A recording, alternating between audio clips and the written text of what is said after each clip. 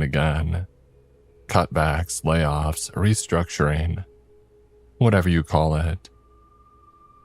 I got a remote job some years ago and decided to go for it. I found a cheap house on the top of Hilltop. Not the biggest place, but it was my own and I could work remotely. Hilltop is not a big city and it's not the most exciting area. But if you've ever been a homeowner, you have to make some concessions. It was a one-story building that had been empty for years. 4 rooms, a large bathroom, and a refurbished kitchen. A garage that wasn't connected to the main building. There was a storm cellar too. I'll be honest, my first thought was, I messed up. When I got there with all my furniture in boxes, I didn't know what to do. The floors were a mess, the bathroom didn't have warm water, I barely had any reception, and I couldn't get the Wi-Fi working. But what's done is done, and day by day, I made it a little better. New doors for the garage, new floors, fixed the bathroom tiling and redid some of the plumbing. I hired some guys to trim the yard, plant some bushes, and add some stepstones out front. The place gradually transformed, even if there were some strange groans and creaks when it got windy. I was proud to call that place a home. I had my own yard, my wallpaper, and my furniture. Kitchen table, 2 chairs, a vintage leather couch. Not too shabby. I was happy with that place. I would work from about 9 in the morning to 6 in the evening with a 1.5 hour lunch. Sometimes I had to take client calls later in the day, and then I could compensate by sleeping in and starting later the day after. I do have a lot of technical illustrations for guidebooks and also act as a reviewing consultant. I get handed something that's been worked through a dozen times when they need someone with a nice title to put a final stamp of approval. It pays well, but if you don't pay attention, you can screw yourself out of a job. I had lived in Hilltop for about 1.5 years. It was summer, not that long after 4th of July. You could still see remnants of red, white, and blue balloons downtown. It was closing in on the weekend, but I had gotten a bunch of last-minute things to chug through because of a scheduling error. They had accidentally written the wrong date, and something that I thought was due in August was in fact due in a couple of days. I had to pull a series of all-nighters. I was living on these cheap boxes of Chinese food that I would save up in the freezer, along with a big box of cheap energy drinks. Not my usual forte, but I was working 16 to 18 hours a day and barely looking up from my screen. I had a pillow next to my workstation for micro naps. I usually read a lot of my work on a tablet, but I had to sit uncomfortably in order to stay awake. Even then, I had a guy calling me once every 6 hours to get a status update.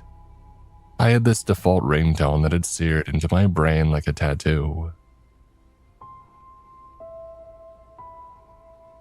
I was on day 3 and I had had about 4 hours of sleep the night prior, and I was just over halfway done overall. It looked like I was going to meet my deadline in a couple of days, if only by a hair. At one point I got up to have my 3rd energy drink of the day, and I splashed some cold water on my face. My hands were shaking, but I was so into my work that I wasn't really paying attention. If I had, I would have looked out the window. I would have noticed the man walking up my driveway. Just as the sun began to set, there was a knock on my door. I nearly choked on my drink. I had only ever had delivery guys knock on my door, no visitors. I didn't know enough people in the area yet. Looking out the kitchen window, I could see that there was somebody standing at the front door. I hadn't put in a peephole yet, so I wasn't sure about letting him in. Walking up to the door, I called out, "Excuse me, who is it?" "Lars, I used to live here." "All right." Can I come in?" I looked around. The place wasn't a mess per se, but I wasn't ready for company. I had things to do. "Hey, sorry, I'm a bit busy at the moment. How about next weekend?" "Oh, I won't be long." He interrupted. "Please, it's serious. Do you need help? Should I call someone? Look, I don't have much. Never mind. Seconds later, the lock clicked and the door swung open.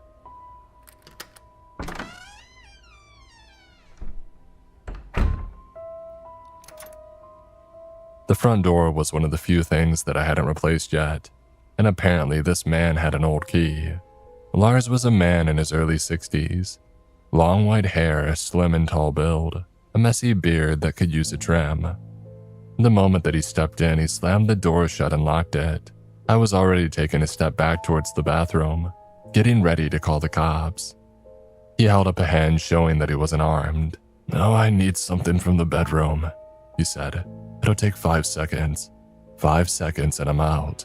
Please." I was scrambling to find the right words. I got in the way, I yelled, I pointed, but I didn't know what else to do. I wasn't prepared. I could pull a knife on the guy, but was I ready to stab him? I didn't know, so I didn't do it. I just followed him, holding up my phone as a threat. He didn't seem to mind. He jogged into the bedroom, only to notice that I had put in a wardrobe that covered one of the walls. The thing was nailed to the floor and he wasn't about to move it anytime soon. He threw the doors open and crawled in, smacking the back of the wardrobe with his open fist. "Damn it," he called out. "A wardrobe? And they never put in wardrobes. Why now?" He got back out and looked me in the eye. He thought about what to say for a couple of seconds and then he spoke in a low voice. "I know this is weird. I know. But do you have an axe or some kind of power tool? I'm not helping you mess up my wall. It's a matter of life and death. Well, then we need to call the police. It's not that simple." As he raised his voice, we stopped and turned. There was another knock on the front door. Lars looked at me as if silently asking if I was expecting company. I shook my head. Someone knocked for a second time. I stepped back into the main hall. I could hear muffled voices coming from outside. "Sir, would you kindly open the door? It's an urgent matter." Lars looked at me with these wide eyes, shaking his head. "I can hear y'all walking around in there." The muffled voice continued. "Don't make me wait now." "What is this about?" I asked. "Oh, you got our buddy in there, right? Long hair, looks like shit." "Yeah?" Lars swore under his breath and bolted for the back door, the one that opened into my beautifully trimmed yard. He pulled the door open and sprinted for the woods. Some of the voices on the other side of the door stepped away to speak into some kind of radio, and seconds later I heard a barking dog.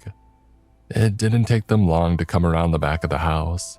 I saw a German shepherd bring Lars to the ground as 2 men with rifles zip-tied his hands behind his back.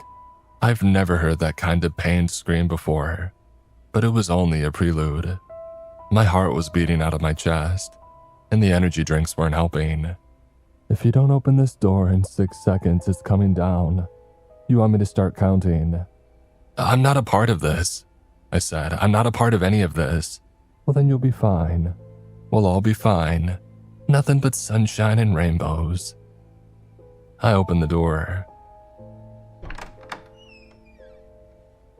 There were 6 men outside, making them 8 in total with the 2 out back. 8 men and a German shepherd. The 2 up front were about Lars's age with trimmed white hair and beards. Military, maybe law enforcement. Both had rifles resting on their stomachs with their arms crossed. Nondescript black baseball caps, blue fatigues, and bulletproof vests. Handcuffs, stun guns, pepper spray, 2 sidearms. One on the hip and one across the chest. As they dragged Lars back into the house, kicking and screaming, the man at the door gave me a big smile. "Oh, thank you kindly," he said. "Name's Jerome, and this here's Marcus. Mind if we come in?" I didn't say anything, I just stepped aside. Even if I managed to call for help, I'd be dead in 5 seconds if I made any sudden moves. These people weren't messing around. Jerome walked right past me, but the second guy, Marcus, stopped and held out his hand. "Phone," he said. "Please." I handed it to him.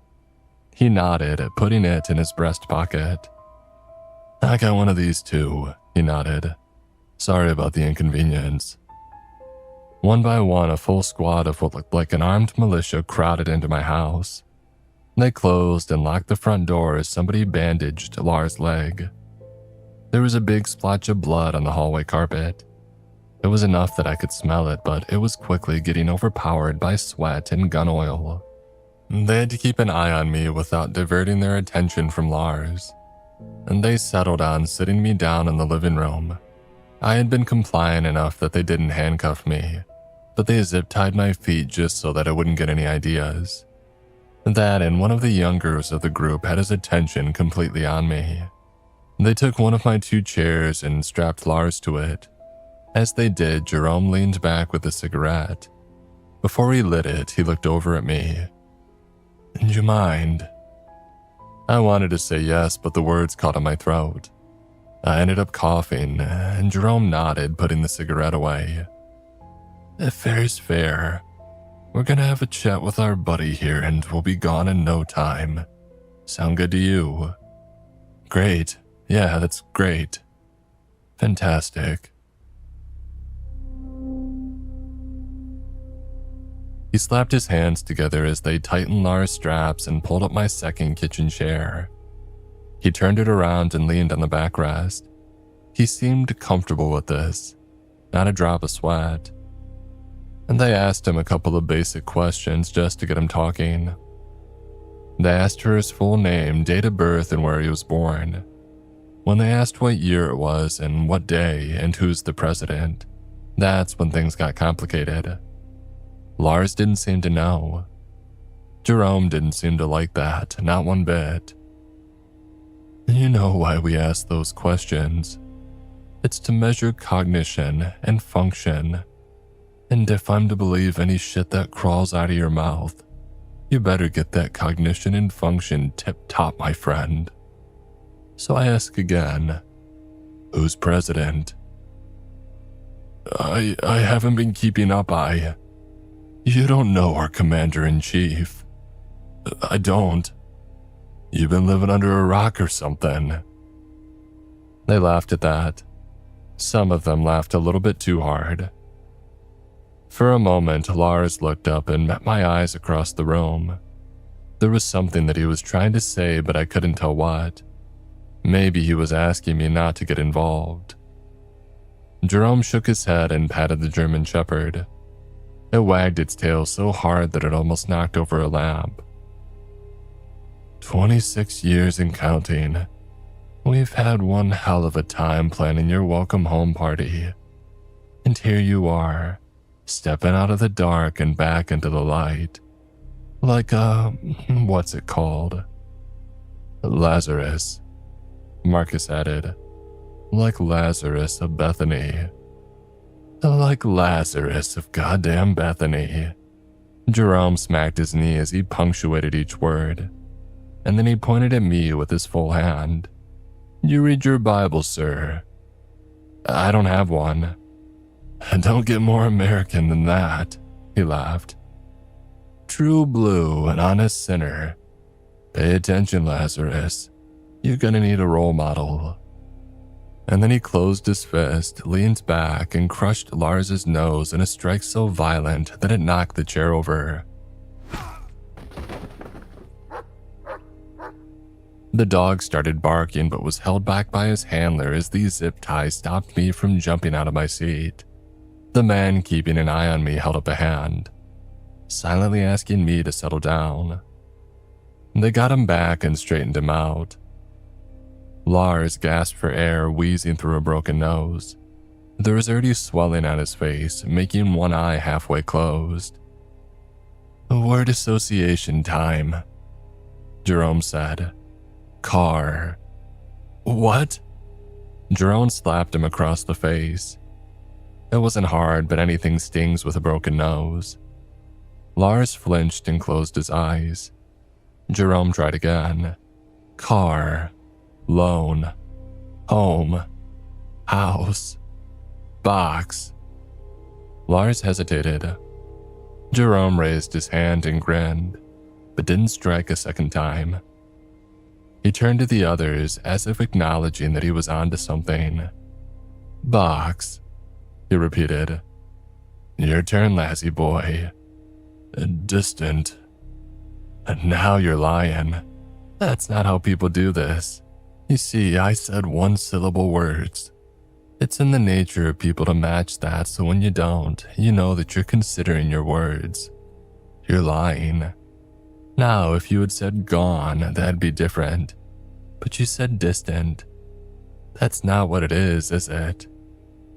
He leaned a little closer, teasing the stun gun on his belt. He continued, quieter, almost whispering, "It's not distant at all, is it?" The line of questioning continued. A lot of them implied that Lars had been somewhere far away for a prolonged period of time.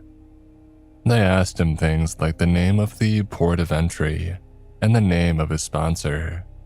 Lars tried his best to answer, but sometimes his words would get a bit muddled up because of the blood. Jerome could explode into violence at the drop of a hat, and he did.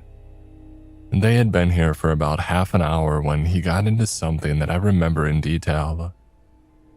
They had wiped Lars's nose with a paper towel, and two of the guys had started walking around the house looking for something. I figured it was whatever was in the bedroom, but I didn't want to say anything. "You know what's funny?" Jerome asked. "I thought you'd stop aging by now. I thought you'd be a spring chicken once you got back." It don't work like that. I can tell. You look like shit." "The occupational hazard." "Oh, you got jokes," Jerome smiled. "Man's got jokes. You want to hear one of mine?" Lars didn't answer. He just looked down and shook his head.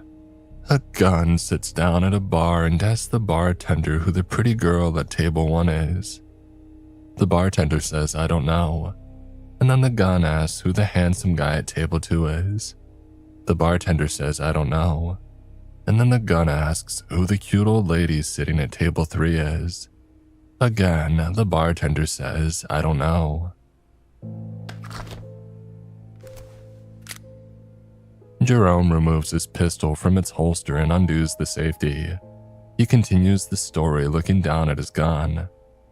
And then the bartender asks, "Why do you want to know? Why are you asking about all these people?" And you know what the gun says? He slowly lifts the pistol and rests it in the flat space of Lars's forehead. "I just want to bang, man." For a moment, I think he's gonna pull the trigger. Not from his face, but the face of the others. People behind Lars step away. One of the guys shields his face, expecting blood. Jerome doesn't give away anything, but I can tell that they're waiting for something to happen. Lars looks at me one more time as if asking me a silent question. I don't know if he's begging me to speak or to shut the hell up. I can't tell, but I don't want a man dying in my house. "The bedroom," I say, my mouth dry like powder. "He was looking for something in the bedroom." Jerome tilted his head up, pulling his gun back. "In the wall behind the wardrobe. He asked if I had an axe," I continue. "No shit." I shook my head.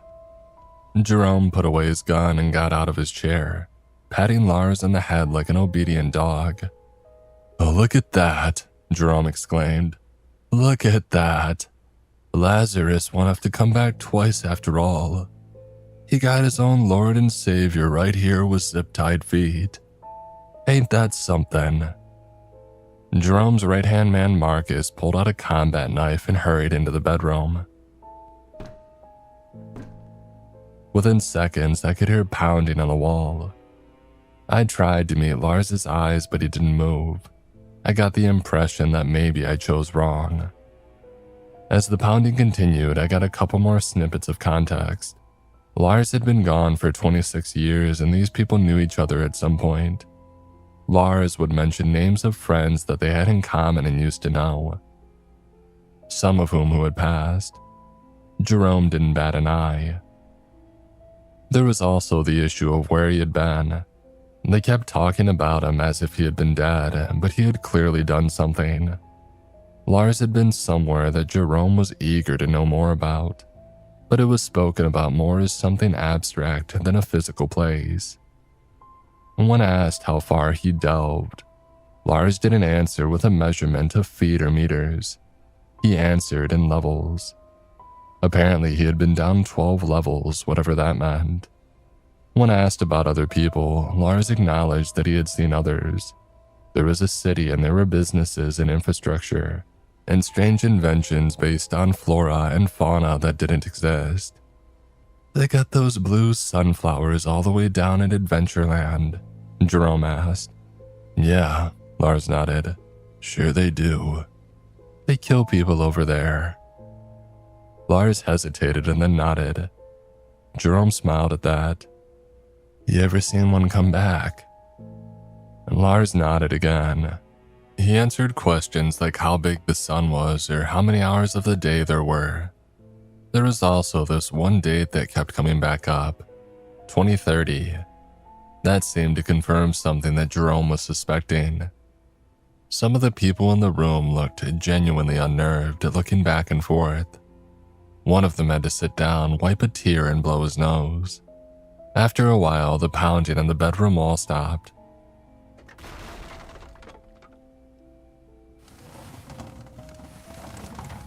I heard wood break and something plastic getting dragged out. Marcus returned with what looked like a small box wrapped in a dozen plastic shopping bags and secured with duct tape. It's not gonna help, Lars said. You gotta stop this, it won't help. You're a devil and you don't even know it, Jerome spat. Been spitting so much poison that my ears can turn green. Get the bag open. Marcus slammed the box onto my kitchen table and cut it open with his combat knife.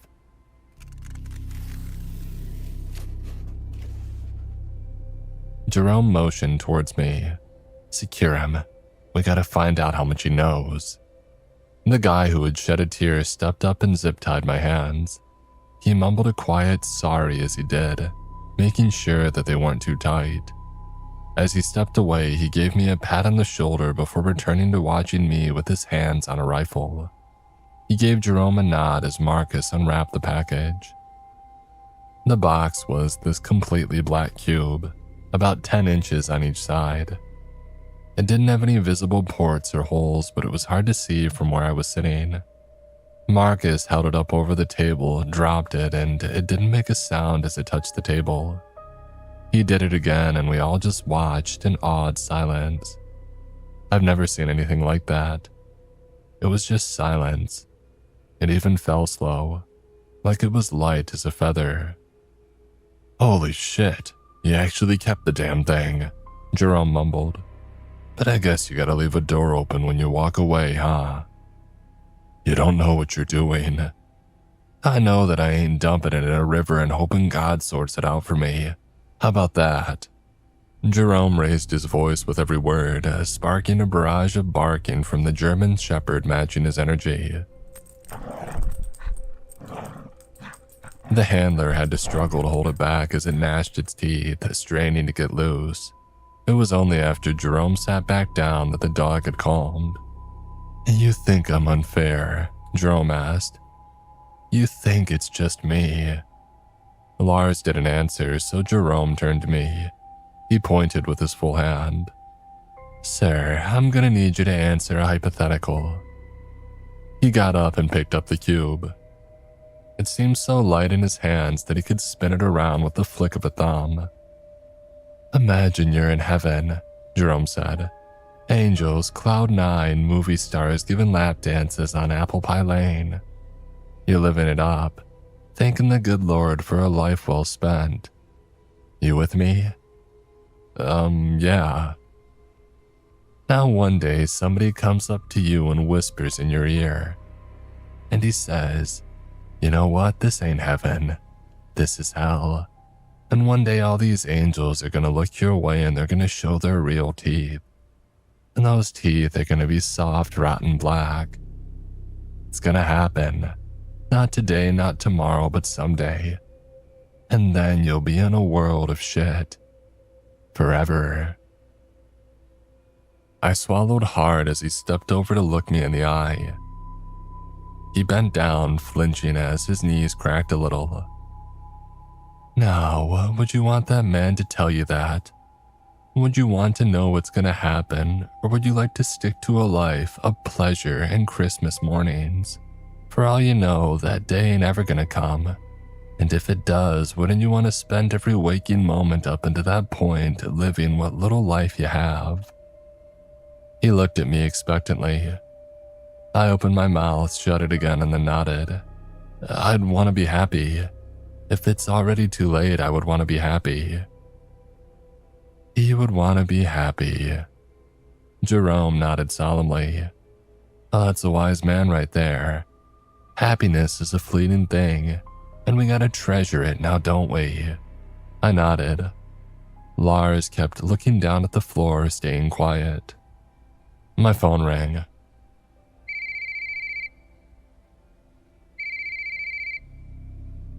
I heard it coming from Marcus's pocket.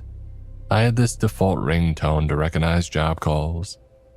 I was late for my 6-hour check-in and somebody was making sure that I hadn't fallen asleep at the keyboard. Marcus picked up my phone and surprisingly answered. Go for 2. And then he looked confused. Looking down at the phone, I could see this realization come over him.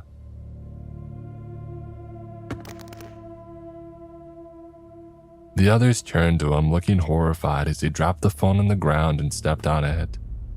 For a couple of seconds, this silence settled on the house, undercut only by Lars's wheezing breaths. It had the same damn ringtone, Marcus said, picking up his own phone from another pocket. It sounds the same. You answered the wrong phone. Jerome got up so fast that he knocked over his chair. He stepped over, readied his pistol, and shot my phone 3 times. The bangs were so loud that they bounced against the walls, making my ears screech and crackle. He was yelling something about doing it right and looking ready to pistol whip someone. Meanwhile, Lars is giving me a look. With his eyes, he's looking over at me like he's trying to hint at something. I follow his eyes to the side of the couch that I'm sitting on. It's an older model, leather with sewn-in buttons on the armrests. Probably something from Lars's era. Looking a little closer, I realize the buttons are held in place with a sharp metal wire, sharp enough to cut through a zip tie. As the armed men kept arguing back and forth, I managed to snap one side of the zip ties. It was surprisingly easy, only needing a couple of twists and a pop.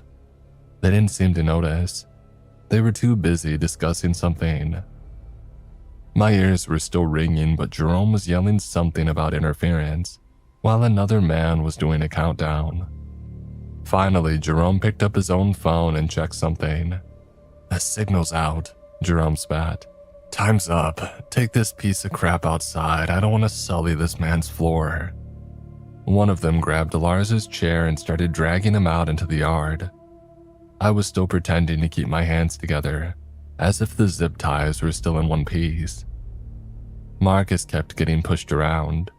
It was clear that he had done something bad by answering some kind of unsanctioned phone. As Lars disappeared around the corner, he gave me one last look. A terrified, genuine look. And this one I understood perfectly. I was in danger. And Jerome walked over to me and leaned down.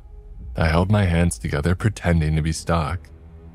We'll deal with this and be out of your hair, he said. But we have to check something on you too. It's protocol. And I know you've seen some things, but I feel that I can trust you. So once we're done, we're gonna let you go. But you gotta work with us a little longer. So I'm safe. Yeah, you're safe. For sure. For sure. Really? He looked me in the eye, squinted a little, and then smiled. Yeah, really. Maybe he didn't realize that I was using his own trick against him. Maybe he didn't care. It was the same interrogation thing that he had done to Lars. If that trick was the real deal, then he was lying to me. Too many syllables. Jerome picked up the cube and joined the others out back. One man stayed behind to watch me while another checked out my bathroom. "Got a tub," someone called out. I wasn't safe. I don't know how I know, but I knew. For a brief moment, I'm alone with the one man watching me, but he's looking out the back door, only keeping me in the corner of his eye. There's no way that I can go toe-to-toe with these guys, so I have to try something else. I don't know how much time I had, but I had to be slow and methodical. I waited for him to look back at me one more time, and then I burst into action as he turned away. I leaned back and opened the window behind me. It's quiet and they're new. And then I get up and slowly shimmy forward. There's a small storage space right ahead across the room. I didn't have time to fill it with anything, so I could possibly fit in there. It is surprisingly fast and the guy seems distracted. My entire body jerks as another gunshot goes off in the distance. I manage to get inside the storage space the second that he turns around to look. All he sees is an open window and an empty couch. He screams at the others and rushes outside. I don't think he even knew that there is a storage space. I take a moment to snap the zip ties around my ankles. I don't have any weapons and I can't stay there indefinitely. They'd find me. If they wanted to deal with me, they'd pick the house apart. They seemed to be in a hurry. I had never actually been in that storage space fully before. There's a small hatch at the bottom of the back wall. It had been painted over, but it's literally just a piece of plywood. Knowing the layout, I figured it would lead straight into the guest bedroom. I hadn't done much in there yet, seeing as I wasn't expecting any guests. Leaning down, I put pressure on the plate and it popped out, ripping a piece of the wallpaper on the other side. And none of them were in the guest bedroom. They were rushing out of the yard and heading for the front. I could climb out a window into the back and disappear into the woods. It was my best shot. I put the plywood plate back, locked the guest bedroom door, and I climbed out a window. And that's where I saw Lars. He was still tied to a chair and lying in the middle of the yard, shot in the back just above the heart. There was so much blood. My socks touched the wet grass as the evening air slipped into my lungs. I stepped forward, keeping my head low. There was no one around. As I got closer, I noticed that he was still breathing, albeit faintly. I bent down next to him and he tightened his fist and looked me in the eye. Wait here. He smacked the grass with his hands, and still looking me in the eye, he stopped breathing. I touched his shoulder, but there was no life there. Just more blood pooling in the grass, soaking into my socks. As I straightened my back and considered the woods, a low noise snapped me to attention. The sound of a growling German shepherd, rounding the corner of my house. If I hadn't stopped, I would have run straight into the woods. I would have run and I would have kept going. But I didn't. I stopped for a few seconds and that was all that it took for that dog to catch my scent. And the handler rounded the corner whistling. And seconds later, people were coming out of every door of the house. Jerome was the first holding his cube. "What are you doing out here?" he chuckled. "I thought I told you to cooperate." "You were gonna shoot me." "Now how can you possibly know that?" "You were, weren't you?" Jerome pondered the question, tasting his answer before he spit it out. "I was, and I am." He raised his pistol, giving me a shrug. "I was gonna let you go, but you seen too much. I'm sorry, genuinely." For a moment, life slows down. I feel my heart beating out of my chest. I try to think in 1,000 directions at once, as if there is a secret third option that I'm not considering. I look at Jerome, at Marcus, at Lars, and the dog. Someone, something, somewhere, anything. The cube is so black that I can barely see the edges of it, but the gun doesn't move. It doesn't look away. The moment that Jerome pulls the trigger, he slips. Not much, but just enough for the bullet to graze my ear instead of piercing my cerebellum. My face feels like it's on fire as a scorching liquid rolls down the side of my neck. I look over at Jerome as I see the ground under him moving. Something has wrapped itself around his leg. A hand. A pale, thin hand. I don't stop to think. I turn and run, and as I do, gunfire goes off. Even in my panicked state, I notice one thing. They're not shooting at me. Someone is screaming and then another. As I get to the edge of the forest, I can hear Lars's voice. It's hoarse and dry, but it's unmistakably his, albeit different. He yells, but I can barely hear it over the gunfire. I've been back so many times. So many times, so many times. I look over my shoulder. The yard is a massacre. There are people coming out of the ground, men in their 60s, all with white hair and messy beards. Some are almost completely skeletal, and others looked like they had barely begun decomposing. One of them is almost 8 feet tall, with gangly limbs that reach all the way to the ground. Jerome backs away, holding up the cube like a shield as he makes a retreat. Others are being dragged to the ground and torn to pieces.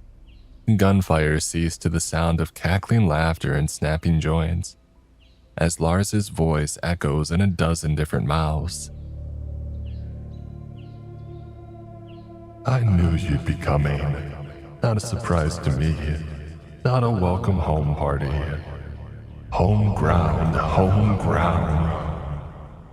The laughter echoes as identical voices join in a ceaseless shriek, repeating the same words over and over. I'm just standing there for a couple of seconds, but it feels like minutes, hours. More hands reach out of the ground as the entire yard begins to dissolve. A couple of them run for it. The handler with the dog backs away, firing indiscriminately. Somebody is already at a car out front, and I can hear an engine starting. Jerome is already gone. Marcus makes it to the back door but doesn't get the chance to step through. The upper half of a decomposed torso grabs his leg, pulling his pants halfway down his knees. As Marcus topples over, something in his leg snaps, and seconds later, 2 figures loom over him, one grabbing his arm and the other holding him down. He starts screaming as they bend and break him. Others go out faster. People are disassembled like broken toys. Up until that point, I wanted to run from the guns and the death. Now, I didn't know why I wanted to run.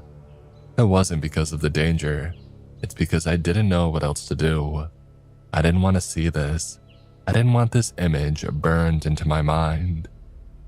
And before I can finally step away, I see Lars's body still tied to that chair, still not breathing, but his eyes are still moving, still looking my way. I ran until I reached a road. I think I followed it for about 3 hours before I ran into a car, and from there it wasn't hard to call for help.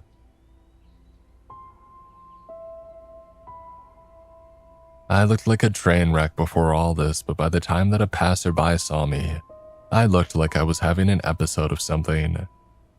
They could have just called the police and moved on, but they stopped to make sure that I was okay. Once the police got involved, things moved fast, and they didn't take the idea of multiple men armed with rifles lightly. I wasn't there when they swept through my house and yard, but it was clear that it didn't go smoothly. There were multiple bodies, and some were very old, too old for me to be a suspect. They had to dig up the entire yard. They confirmed over a dozen bodies and some recent. I gave the description of Jerome as best I could.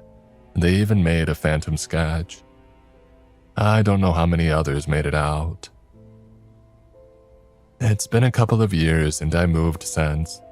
I couldn't stay in a house where there had been bodies buried in the yard.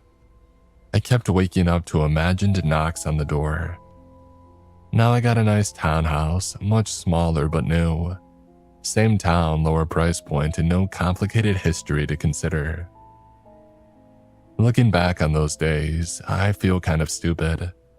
Not just for being in the wrong place at the wrong time, but for putting so much time and effort into a place.